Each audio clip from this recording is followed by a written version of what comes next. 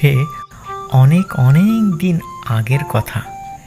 এক জঙ্গলে বাস করত একটি টুনি ও তার দুইটি ছানা। টুনি তার ছানাদের নিয়ে খুব সুখেই দিন কাটাচ্ছিল, কিন্তু একদিন টুনির বাসার উপর নজর পড়ল একটি পাজি শিয়ালের। আরে বাহ, এত দেখি টুনির বাসায় দুটো ছানা আছে। যাই, টুনিকে বোকা বানানোর চেষ্টা করি। ও কি নাদুস নুদুস ছানা, আমাকে আজ খেতেই হবে। টুনটুনির পাখির মাংস কত নরম আর সুস্বাদু হয়, তা কেবল খেলেই টের পাওয়া যাবে। আমাকে খেতেই হবে ওর ছানা দুটোকে আজকে। এই বলে শিয়াল ঝোপ থেকে বেরিয়ে টুনির বাসার নিচেই গেল আর টুনিকে বলতে লাগলো, এই বেটা টুনি, তোর ছানাগুলোকে নিচেই ফেল, তা না হলে আমি যদি গাছে উঠি তাহলে কিন্তু তোর ছানাদের সাথে সাথে তোকেও খেয়ে ফেলবো। কেন, তুমি কি বানর নাকি সাপ যে গাছে উঠবে? তুমি তো একটা শিয়াল, তুমি কিভাবে গাছে উঠতে পারো? আমাকে কি বোকা পেয়েছো নাকি যে তোমার ভয়ে আমি আমার ছানাদেরকে নিচেই ফেলবো? ক্ষমতা থাকলে উপরে আসো, উপরে এসে আমার ছানাদেরকে খেয়ে যাও। এখনো সময় আছে, তোকে ভালো করে বলছি, ভালোই ভালোই তোর ছানাদের নিচেই ফেল, তা না হলে সত্যি সত্যি তোর বাসার উপরে উঠে যাব। তখন তোর ছানাদের সাথে তোকেও খাবো। বললাম তো, যদি পারো তাহলে আমার বাসায় উঠে এসো, উপরে এসে দেখি কেমন করে আমার ছানাদের খেতে পারো। না, ভেবেছিলাম টুনিকে বোকা বানিয়ে ওর ছানাদের খাবো, কিন্তু বেটা তো দেখছি সবই জেনে গেছে। টুনির গাছটা যথেষ্ট চিকন, এই গাছটা আমি যদি ঝাঁকাতে শুরু করি তাহলে বাচ্চাগুলো উপর থেকে নিচেই পড়বে, আর আমি তখন ওর বাচ্চাদের খেতে পারবো। এই বলে পাজি শিয়াল টুনির গাছটা ঝাঁকাতে শুরু করে। জোরে জোরে ঝাঁকুনির ফলে টুনির বাসা থেকে তার ছানা দুটি নিচেই পড়ে যায় আর দ্রুত শিয়াল ছানা দুটি খেয়ে ফেলে।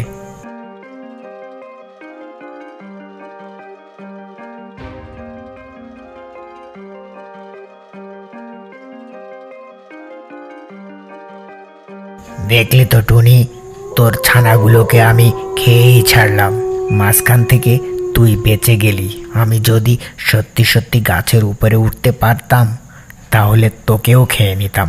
আমি এখন যাই, আবারও তুই ডিম পাড় আর বাচ্চা ফোটা, তারপর আমি আবার আসবো, তোর ছানাদের খেয়ে যাব আমি। তুমি খুবই পাজি একটি শিয়াল, আমার ছোট ছোট ছানাদের খেয়ে কি লাভ হলো তোমার? তোমার তো পেটও ভরলো না, তাহলে কেন তুমি আমার ছানাদেরকে খেলে? আরে বেটা, তুই কি বুঝবি? তোর ছানাগুলোকে খেয়ে যে মজা পেয়েছি, এরকম খাবার জীবনেও খাইনি আমি। তবে তুই চিন্তা করিস না, এর পরের বারও আমি তোর ছানাগুলোকে খাবো। তাড়াতাড়ি ডিম পাড় আর সেই ডিম থেকে নাদুস নুদুস বাচ্চা ফোটা। এই কথা বলেই শিয়াল সেখান থেকে চলে গেল আর টুনি মন খারাপ করে বাসাতেই বসে থাকলো। এই ঘটনা ঘটার বেশ কিছুদিন হয়ে গেছে। শিয়াল তার আস্তানায় বসে বসে ঝিমাচ্ছিল। হঠাৎ টুনির কথা মনে পড়ল। আরে, টুনির ছানাদের খেয়েছিলাম তো অনেক দিন হয়ে গেল, এর মধ্যে মনে হয় টুনি আবারও ডিম পেড়েছে আর ডিমগুলো ফুটে বাচ্চাও বের হয়েছে। যাই, একবার টুনির বাসায় একটু ওকে মেরে দেখে আসি। আমাকে তো দেখলে আবার বাচ্চাগুলো লুকিয়ে ফেলতে পারে, তখন তো কিছুই কপালে জুটবে না।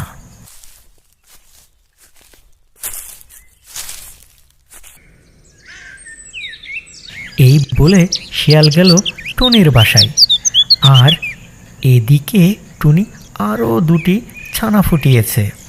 আগের মতোই টুনি তার ছানাগুলোকে পাহারা দিচ্ছিল। দুষ্টু শিয়াল ঝোপের আড়াল থেকে দেখল টুনির বাসায় আগের মতোই নাদুস নুদুস 2টা ছানা। আরে ওই তো টুনি দেখছি আবারও 2টো ছানা ফুটিয়েছে। না না না, দেরি করা যাবে না, টুনির কাছে যাই, গিয়ে টুনির ছানা দুটোকে চাই।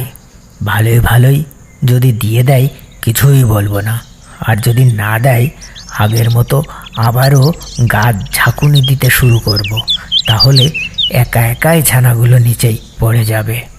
এই বলে শিয়াল ঝোপের আড়াল থেকে বেরিয়ে এসে আবার টুনির বাসার নিচেই গেল, আর টুনিকে ভয় দেখিয়ে বলতে লাগলো, কে রে টুনি, এ তো দেখছি আবারও 2টো ছানা ফুটিয়েছিস। বলেছিলাম না আমি আসবো, ঠিক চলে এসেছি।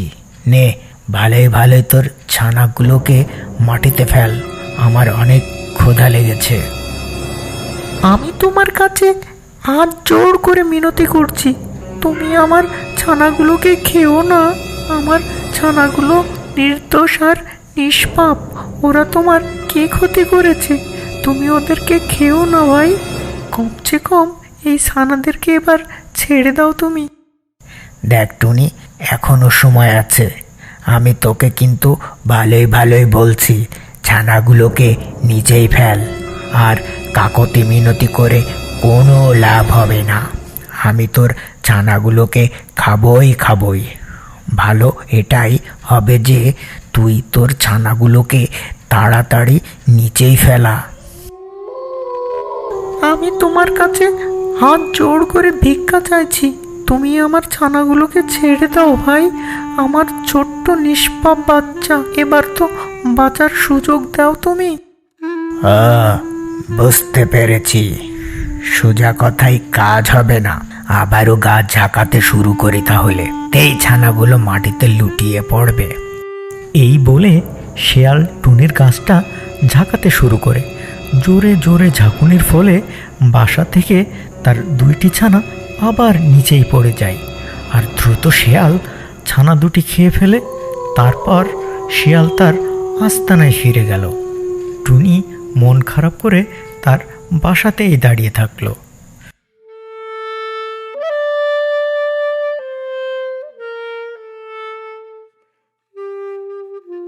পরের দিন টুনির বন্ধু কাক তার সাথে দেখা করতে আসে। কি হয়েছে বন্ধু তোমার, এত মন খারাপ কেন? আর তোমার ছানারা বা কোথায়? আর বলো না বন্ধু, একটি পাজি শিয়াল আমার ছানাদের খেয়ে গেছে। এর আগেও সে আমার ছানাদের খেয়েছিল, আর আমি কিছুই করতে পারছি না। শিয়াল তোমার বাচ্চাগুলো খেয়ে গেছে, কিন্তু শিয়াল তো গাছে উঠতে পারে না, তাহলে সে তোমার ছানাগুলোকে কিভাবে খেলো? পাজি শিয়াল বুদ্ধি করে এই গাছটি ঝাঁকাতে শুরু করে।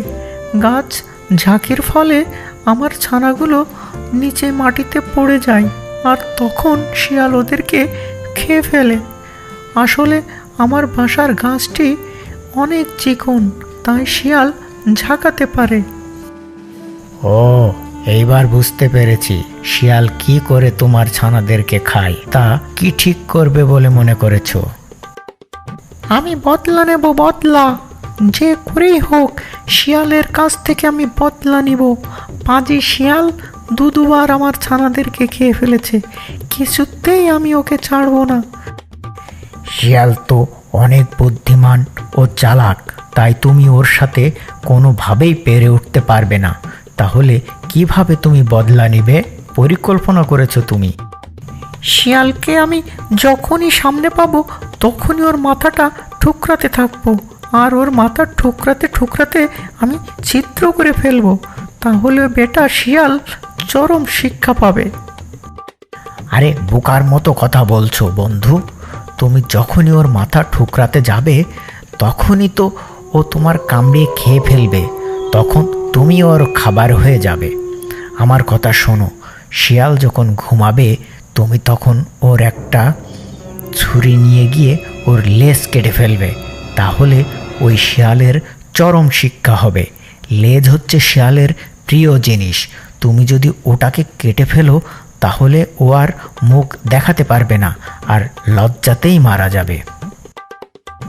ঠিক বলেছ বন্ধু, এই কাজটাই করতে হবে।